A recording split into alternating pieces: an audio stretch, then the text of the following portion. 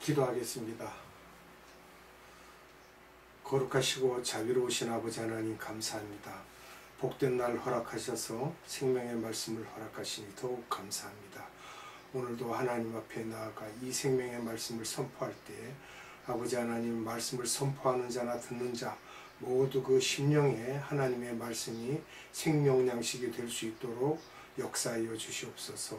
성령님 함께 하셔서 각 심령에 임하시고 충만하사 하나님의 생명의 말씀이 더욱더욱 우리 육신에 또는 영혼에 귀한 양식이 되도록 은혜 베풀어 주시옵소서.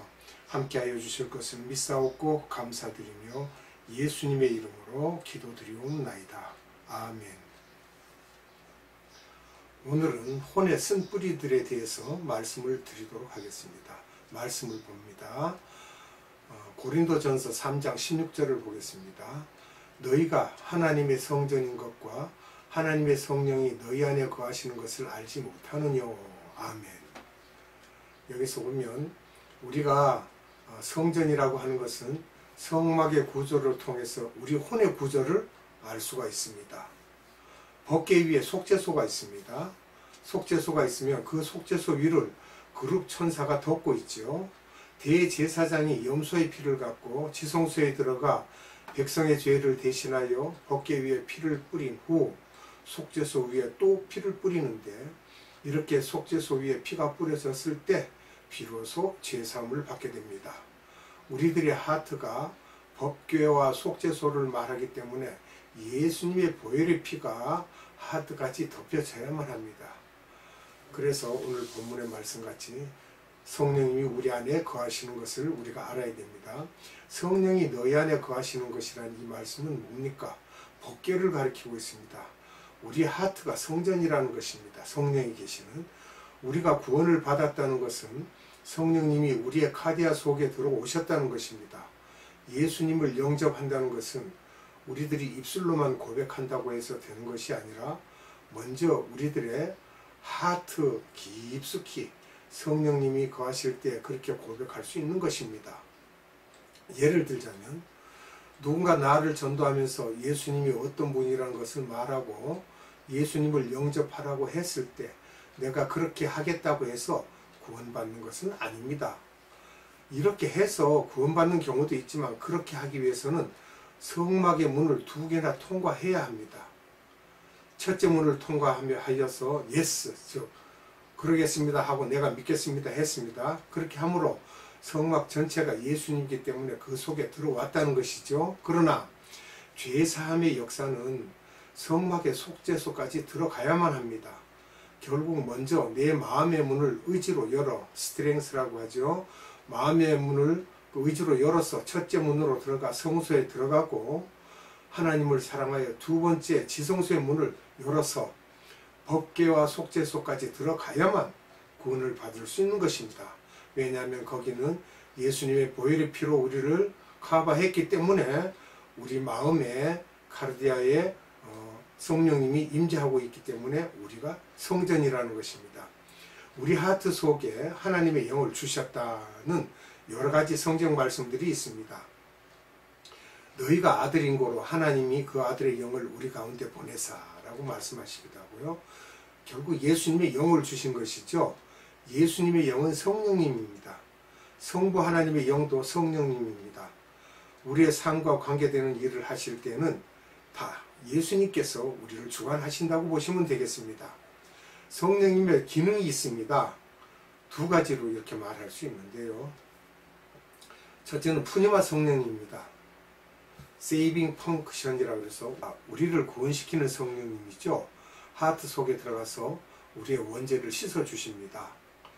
또 그 다음은 보혜사 성령님입니다. 파라클레토스, 그래서 하나님의 자녀들의 마음문을 열게 하시는 역사를 또 일으키십니다. 우리의 하트를 청소하는 역할을 하셔서 하나님의 자녀들이 주님의 일을 하도록 도와주십니다.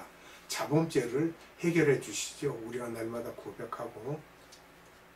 그러면 하트의 중요성, 그러니까 우리 안에 있는, 내면에 있는 하트 가장 깊은 방, 우리 마음속 가장 깊은 곳을 말하고 있죠.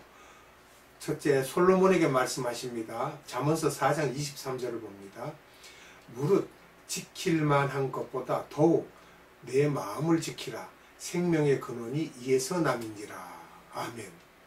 이 지킬 만한 것을 뭐라고 표현하냐 그러면 잘 보호하다라는 것을 말하고 있습니다. 프로텍션이라고 하는데요. 또 내 마음을 지키라 할 때는 네 마음을 지키라니까 네 속마음, 카디아를 지키라 이 말씀입니다.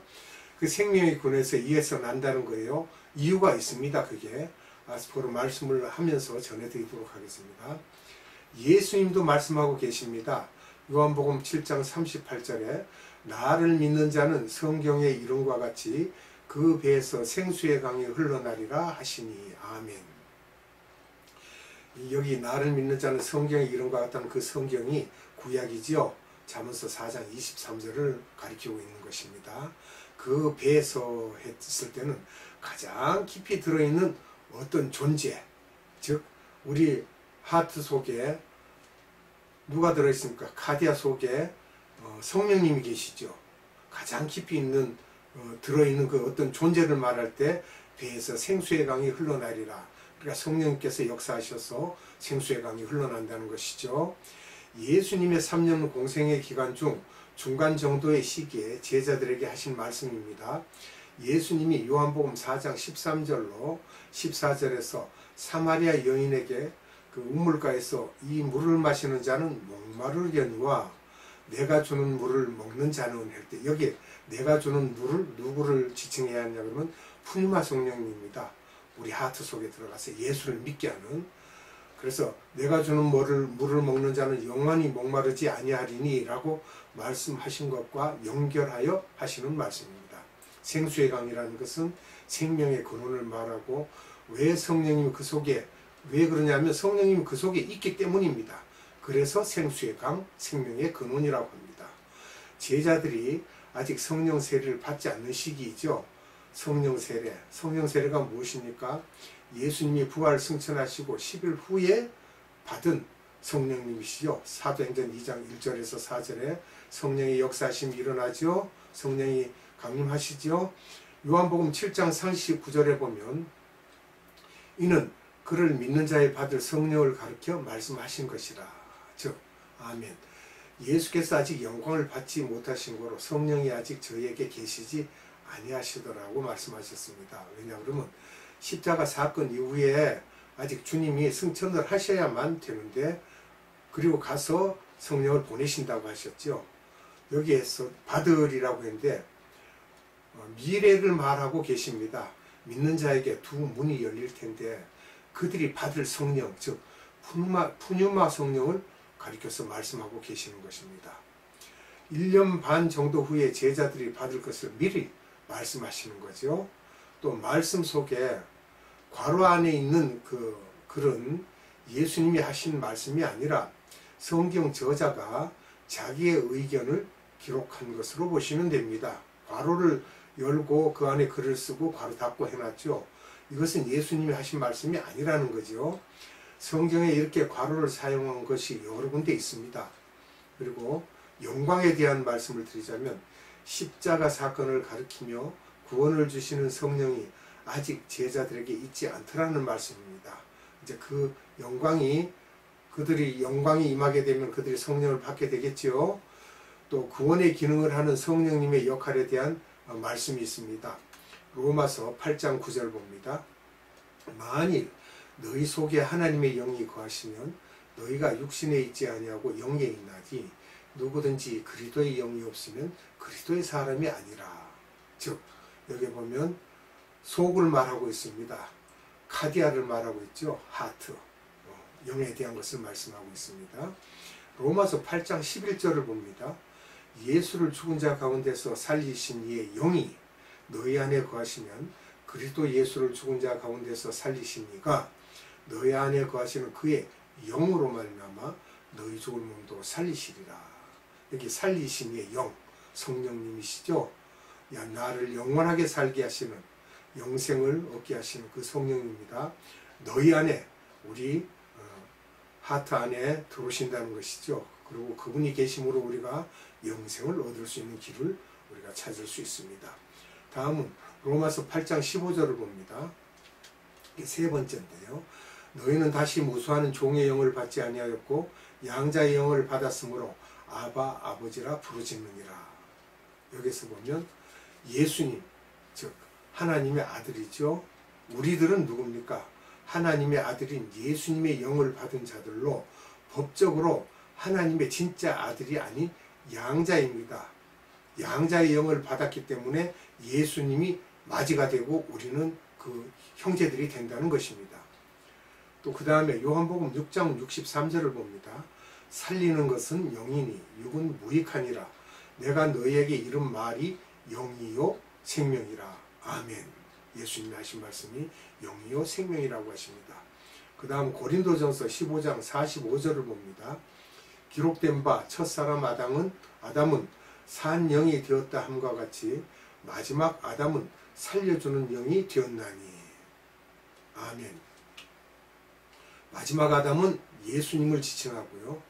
살려주는 영이 되었다는 것은 구원에 이르게 하신다는 것이죠.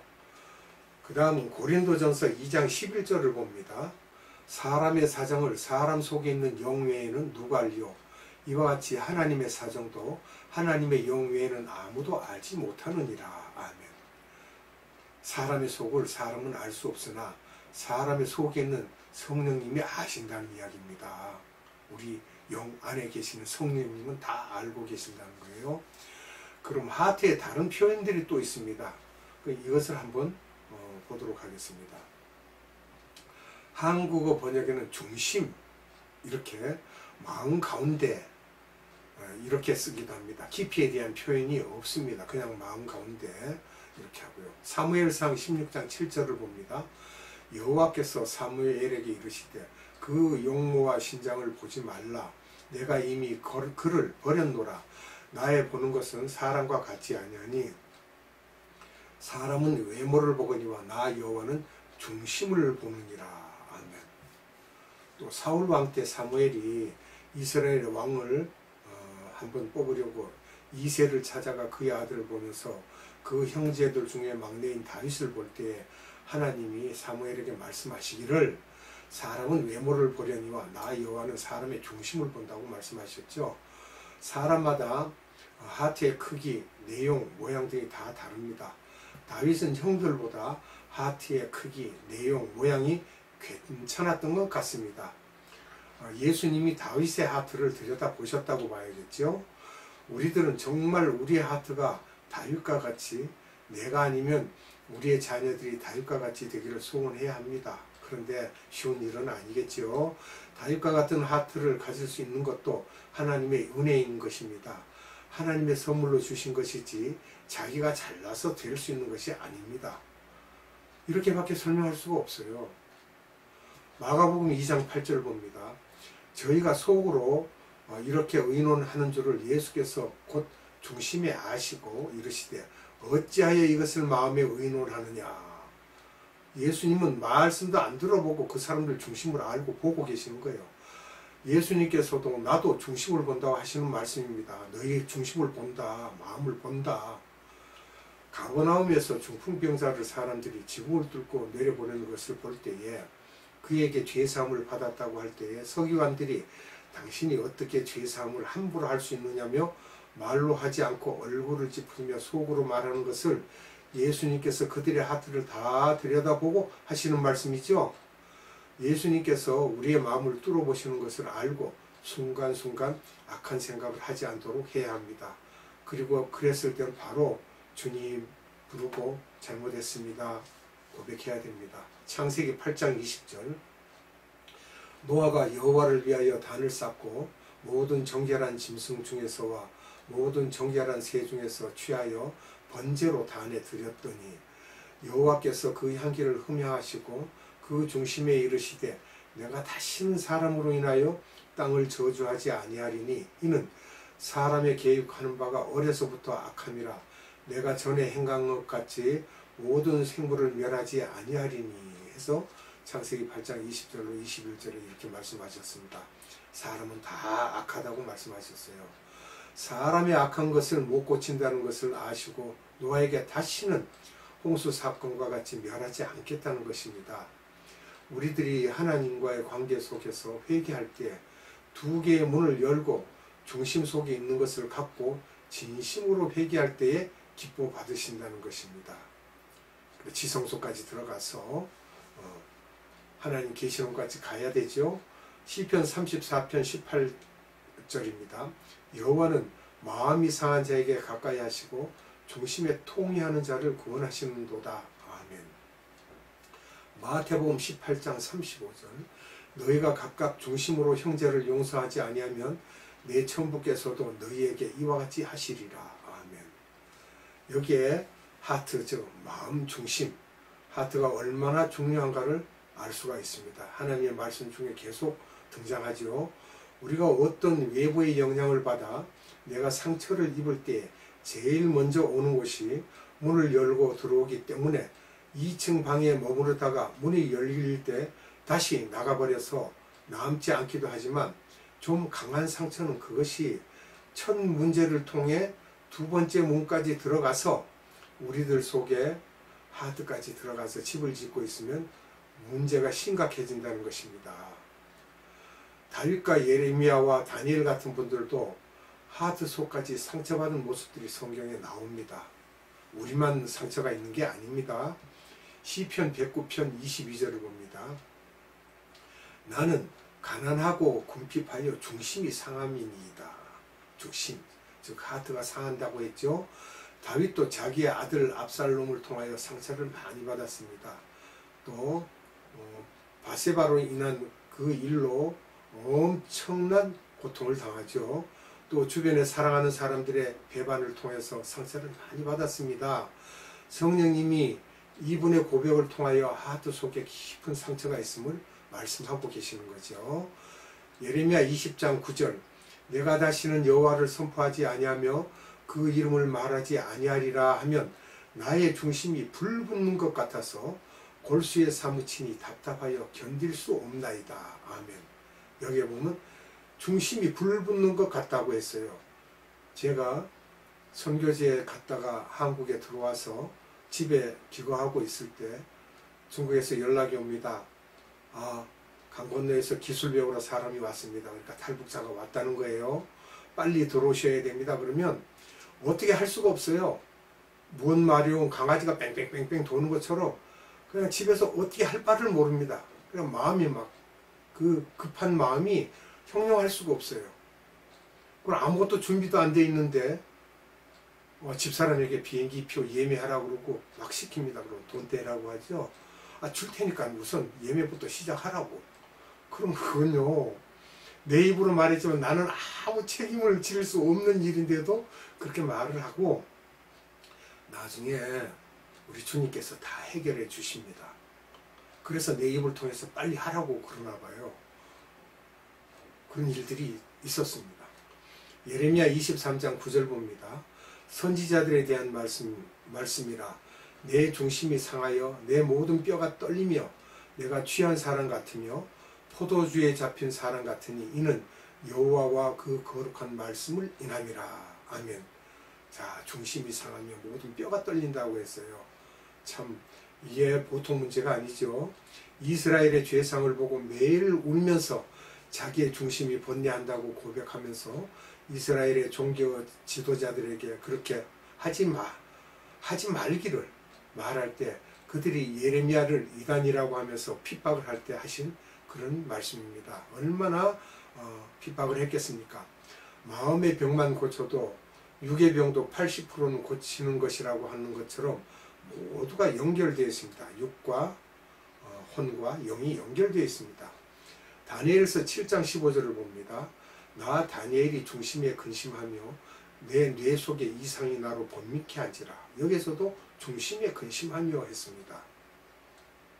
다니엘도 즉 마음 하트에 근심이 있으니까 뇌 속까지 번민하여 편하지가 않다는 말씀을 하고 있습니다.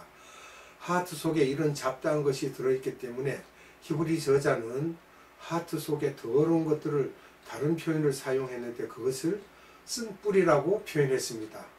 히브리서 12장 15절입니다.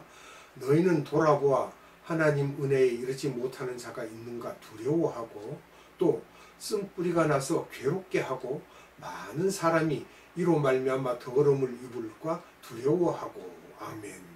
우리가 이 내용을 볼 때 우리 마음에 쓴뿌리가 나서 이제 어떤 일이 일어나는지를 또 말씀을 드려야 되는데, 다음 시간으로 이 말씀은 넘겨서 말씀을 연결해서 드리도록 하겠습니다. 그러면 기도하겠습니다. 참 사랑이신 아버지 하나님, 감사합니다. 오늘도 생명의 말씀을 우리에게 주사 우리의 마음, 즉 하트 속이 어떠한지를 자세하게 말씀하시고, 또한 믿음의 선진들도 그 중심에 고뇌하는 일들을 상세히 우리로 알게 하여 주셨습니다. 우리도 이 말씀을 배우고 들었사오니 우리 마음의 중심에 큰 문제가 있을 때마다 오직 우리는 주님의 십자가만 바라보며 나아갈 수 있게 하시고 예수 그리스도의 피만 의지할 수 있는 그러한 믿음들이 될 수 있도록 역사하시고 은혜 베풀어 주시옵소서. 오늘도 함께하여 주신 아버지 하나님께 무한한 감사와 찬양과 영광을 올려드리옵고 우리 구주 예수 그리스도 이름으로 감사하며 기도드리옵나이다. 아멘. 축도로 예배를 마치도록 하겠습니다. 지금은 우리 구주 예수 그리스도의 한량없는 은혜와 하나님의 극진하신 사랑하심과 성령님의 감화, 감동, 교통, 역사 충만하심이 오늘도 예배드리는 모든 자들 머리 위에와 이 나라의 많은 교회들 위에와 선교회들 위에와 에바다 국제 선교회 위에 지금으로부터 영원토록 함께 하시기를 예수님의 이름으로 축원하옵나이다. 아멘.